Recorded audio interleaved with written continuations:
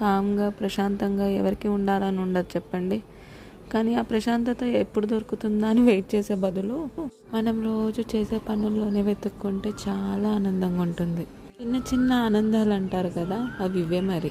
ఏ పనైనా సరే మనకి ఇష్టం ఉన్నా లేకపోయినా దాన్ని ఎంజాయ్ చేస్తూ చేస్తే కనుక ఖచ్చితంగా మనకి ఆ పనిలో చాలా ప్రశాంతత అనేది కనిపిస్తుంది అని నేను అనుకుంటా. నేను అది ఫాలో అవుతాను కూడా.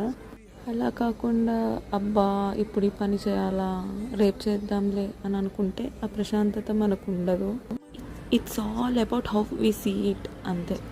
సో ఏం పని చేసినా ఇష్టంతో చేయాలంతే. రీసెంట్గా నేను ఒక కోట్ చదివాను. ఇంట్లో ఉన్న నీళ్ళకి ఎవరూ డబ్బులు ఇవ్వరు, కానీ అదే నీళ్ళు హోటల్లో అయితే 50 రూపాయలు, విమానంలో అయితే 250 రూపాయలు. అక్కడ నీళ్ళు మారలేదు, కానీ అక్కడ మారింది స్థలం, సందర్భం, వాటికి ఉన్న అవసరం. అలాగే మనుషుల విషయంలో కూడా అంట, నీ కష్టాన్ని, ప్రతిభని, మంచితనాన్ని గుర్తించకపోవచ్చు.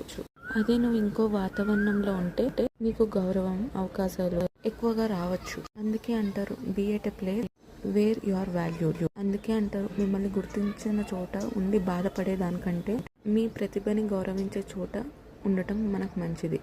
సో ఇక్కడ మేము చెట్లు తెచ్చుకోవటానికి నర్సరీ వెళ్ళామన్నమాట ఈరోజు. సో నాకు చెట్లు అంటే చాలా ఇష్టం. ఆ చెట్లతో టైం స్పెండ్ చేస్తుంటే నాకు చాలా ప్రశాంతంగా ఉంటుంది. నాకు తెలిసింది నాకు మా నాన్న అలవాటు వచ్చింది.